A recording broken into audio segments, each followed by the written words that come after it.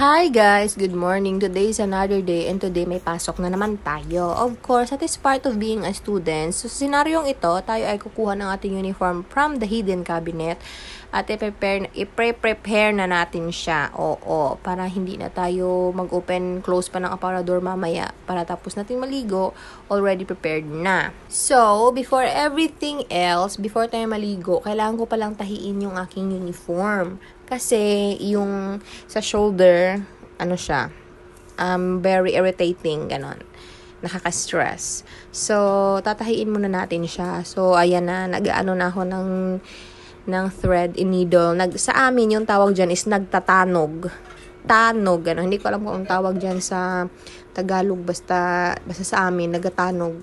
Ayun. Eto na nga yung scenario, nagtatahi na tayo. Okay, time-lapse ko na kasi Diyos ko, napaka-OT, gano'n. Lako balo ko anong tawag sa inyo ng napaka-OT, basta I'll just say it when I know it.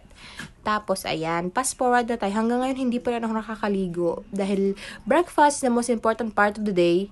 Important meal of the day pala. Sorry. Yan, kakain muna tayo. Okay? Sabi nga ng teacher ko, do not go to school with an empty stomach because you're gonna have an empty brain. Hindi pala sinabi ng teacher ko yun. Ako lang pala ang nagsabi nun. Yung sabi na pala ng teacher namin is, wag pupunta ng school na gutom. Dapat daw kumain ng breakfast, especially breakfast. So, ito nga pala yung ating ulam today. This is adobo, linuto ng aming chef. Ayan. So, meron pala akong chef, guys. Meron akong chef, di ba? O, di ba? May pag ganon pa siya ng, ng lutuan. Ako yung kinabahan. Akala ko masusunog. So, ayan, ipakita niya daw yung kanyang niluto. Puro naman to taba ng baboy. Diyos ko, kaya lumalaki ako eh. Siyempre, of course, dahil nga maaga yung ating pasok ngayon, maaga ako nagising at marami pang time is, yung gagawin nating tubig is coconut water. Ayan. So, alam nyo ba na yung coconut water na yun, ay yung nagpagaling ng aking UTI kasi palagi sumasakit yung malapit sa puson ko. Tapos, ayan. So, thank you nga pala sa nagbukas kasi hindi ako marunong. Malaki lang akong tao pero hindi ako marunong ng mga ganyan-ganyan. Finally, after how many months, nabuksan na yung ating coconut. Ayan. So, yung niyog na pala ito, guys, is nabili namin ng 45 pesos. Tapos, masarap kasi yung sabaw, tubig, ano ba tawag doon, is very masarap. Finally, it's time to eat. So, yan nga pala yung arrangement natin ngayon. Meron nga pala akong kasamang kumain ngayon kasi parang napaka-lonely naman kung mag-isa lang ako kakain. So, ayan.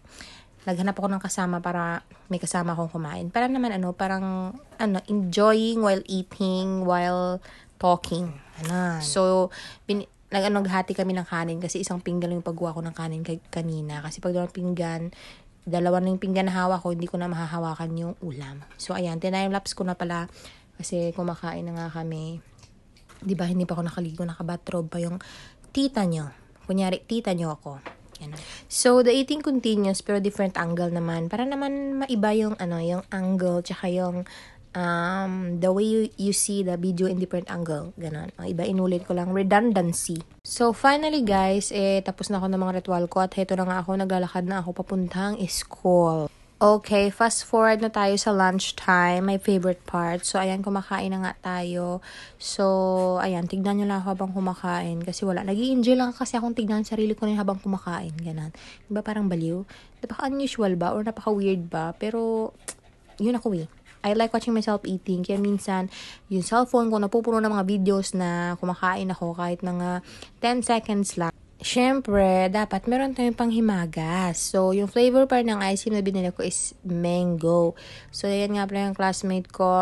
Nag-mini-makeupan niya yung isa ko pang classmate. Yan nga pala yung makeup artist namin si Room.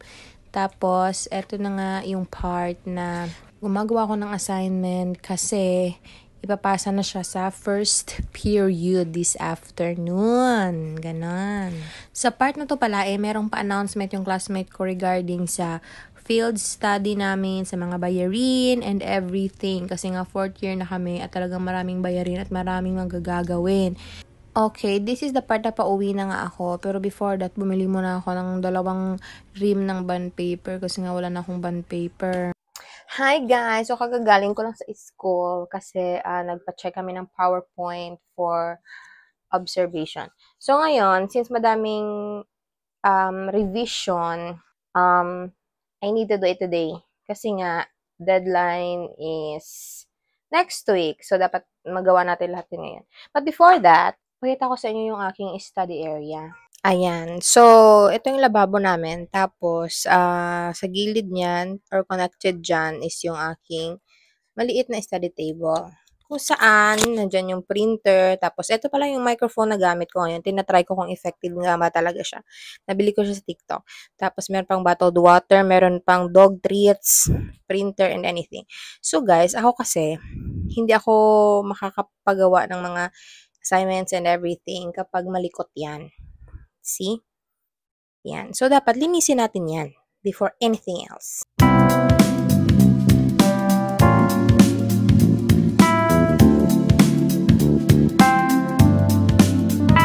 Okay, guys. Mukhang effective naman yung microphone na gamit natin. So, since may printer dito, kukunin ko itong printer na ito. Ilalagay ko dito na side. So that, makakapag-type ako ng maayos. Since hindi pa naman ako magpe-print, kaya, isi-set aside muna natin siya.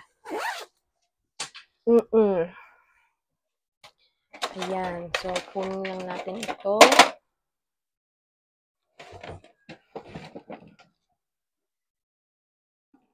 Ayan. Alam nyo, malaking tulong sa akin ang printer na ito kasi hindi na ako magsispend ng money outside. Although, magastos nga lang sa bond paper. I admit that because it's true. And siguro, mostly, yun yung sasabihin ng mga printer. Tsaka yung ink pa pala. Yan. Okay, let's start with our agenda for today. Kailangan pa natin gumamit ng mouse kasi mag-edit tayo ng PowerPoint para easy. Ganon. Easy peasy.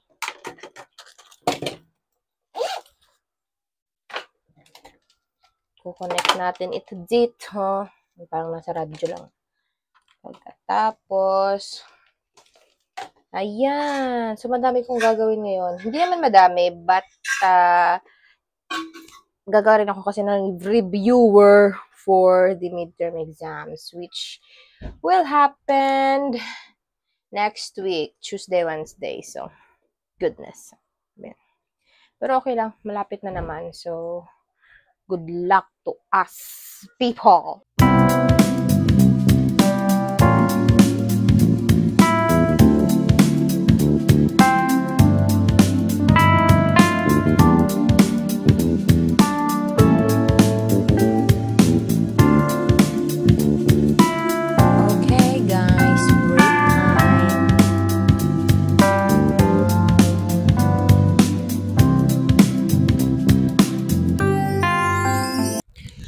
Okay, guys. So, nag-cut out ako ng 3 ganinern.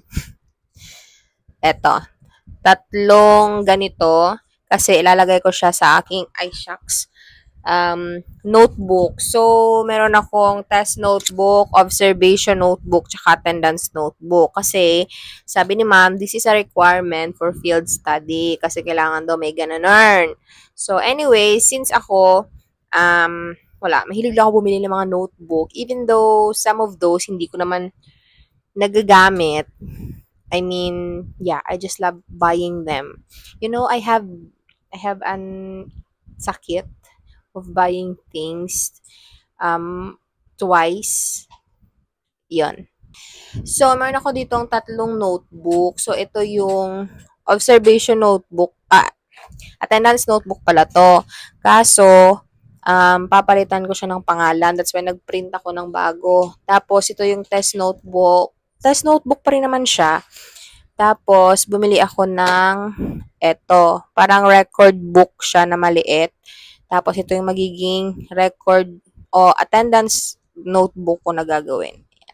So, maganda kasi mini lang siya. Di ba merong malaki nito? Ito mini lang siya. Kasi laki lang ng notebook. Ayan. So, binili ko to sa National Bookstore, it's 500 pages for 95 pesos. Ayan. So, eto naman, binili ko siya sa National Bookstore din. It costs 58 or 57, parang ganon. So, let's put it all together. So, ayan guys, tapos na. This is the attendance notebook. This is the test notebook. And this is the observation notebook. Alam ko naman, hindi ko naman mauubos lahat ng pages dyan. Pero ayos lang kasi i-recycle ko siya. Ayun, gagawin ko ulit siyang panibagong notebook. Kasi wala lang, parang hindi na ako bumili ulit. Kahit bibili pa ako ulit, at least, di ba, na-recycle natin yung mga pages na blank. Kasi parang, ano naman, para love Mother Earth, gano'n. Love Mother Nature, gano'n.